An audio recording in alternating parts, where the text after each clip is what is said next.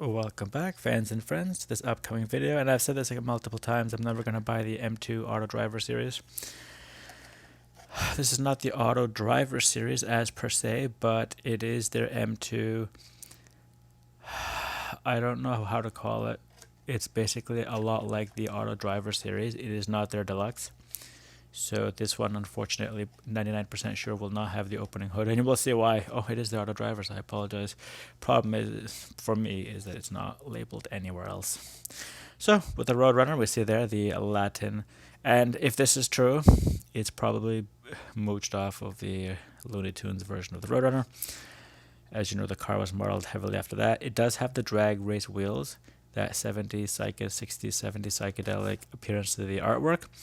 They had the Camaro, the Firebird, but I have too many Firebirds, and the Mustang.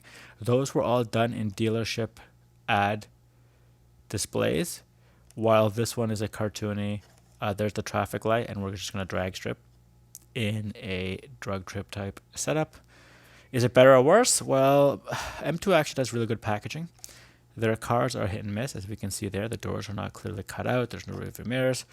The back appears to be lower than the front, and obviously I will rag on the hood not opening because it is even a separate piece. So I can take it apart and separate the hood from the car, but there's no engine underneath. So, and there we have the front of it. This is a 1969 Plymouth instead of that one over there, 1971. But they're both Roadrunners. This one actually is kind of not a trim level, unfortunately. It says 446 pack, but without being able to open the engine, that's all irrelevant.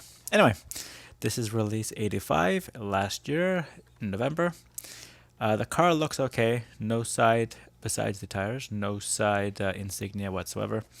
You just have the 440 on the hood there, the little red numbers. And then on the back, literally it has nothing. It is awfully GTX-ish. I brought this up with the Plymouth GTX. I've done a pair of those from Greenlight. The rear end of the car is very, very, very GTX-like.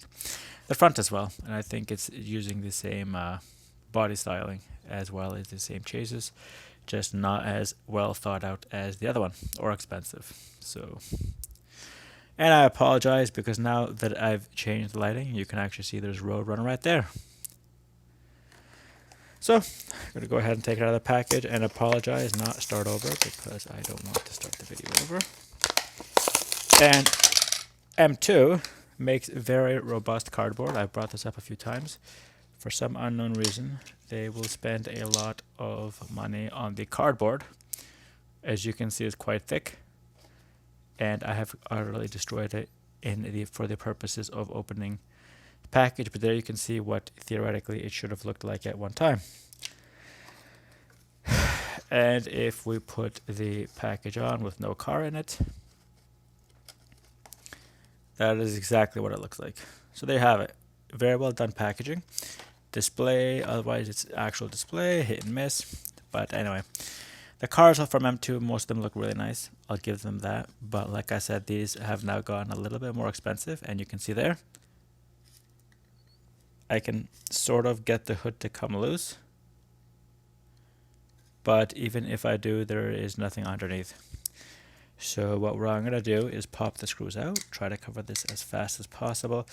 I might pause the video, so if you see some flash freeze framing, that's because I don't want this to take forever, for the purposes of dismantling the car and seeing that there is still no engine under the hood. Like I said, I brought out the Dodge Daytonas. They had the 440. A bunch of Greenlights, they had the 440. So we have a good idea of what a miniaturized 440 looks like. But if you're going to pay almost $10 for this thing, just, you know, it's not the deluxe, I know that. You get a different colored wipers. You have this part, which is obviously very different. You can see there's some plastic spat, and it is not exactly straight, so that's obviously a manufacturing defect. You can see sort of a gap at what I was saying like that. See how there it opens? It does not open fully. So it might, but I won't. I'm not going to do it in order to break it. I will just dismantle the whole thing and show it. But as you can see there, what's their excuse for that? But anyway, and here I have the front of the car. Looks very GTX-ish. Nothing on the license plate. Sometimes M2 does, sometimes M2 does not. There's the tie downs on either side of the hood. And we have, as we know and love, what is written on the front of the car. It is Plymouth backwards. So if you would be looking at the car in the rearview mirror, I mean, second place is not great, but if it's catching up to you, maybe not so much. You have Roadrunner on the side there. Door handle is painted. I think that's a spot defect. Yeah, because it's not here, right? So that's a little bit of a defect there. That's nothing to do with the car. There we have the turn signals. Goodyear appears to, on all of the wheels, be written properly for once. I don't see any major issues with Goodyear itself, so that's excellent for once. No complaints there. Like I said, the car looks really nice. It is not done in the fastback as that one is over there, because that one is 2 years newer. I actually do, and this is the first time I think I've seen it, where the Plymouth is printed in cursive, but the Roadrunner and the 1969 and everything else is written in the plain block Times New Roman type letters. There's the M2. Mediocre detail, exactly as you would find in a green light. The 2 screws. So I brought this up. The deluxe ones will have the pin in the back and the screw in the front, just to separate the two from each other. Friends and friends, you do dismantle your stuff, just be careful. You know how expensive these are, and the last thing you want to do is like completely destroy it. The purposes for this video is to show as much of the car as possible. I've shown how they've made certain changes, making it harder to replace things on these, but they are still superior to the green light in terms of I broke a wheel or I damaged this and I want to change, or I want to change the tire with my other Mustang. Super easy. So I can't, like, I shouldn't rag on M2 all the time. It's just that they are way more expensive, even than a green light. So if you're gonna get a hood change, a loose hood on a green light, you know for the most part you're getting that. With these M2s, you get a bunch of things. So here's the top shell. So the bad news is, we already knew this. This little defect, it's because it goes nowhere. It literally goes nowhere. There is nothing else under this hood. I'm going to try, and it has pins. You can see they're little push pins. You just pop them out, or in my case, I'm going to totally destroy this thing. The shell here has decided to stay inside. I'm going to leave it like that because it makes putting the whole car back on the base that much easier.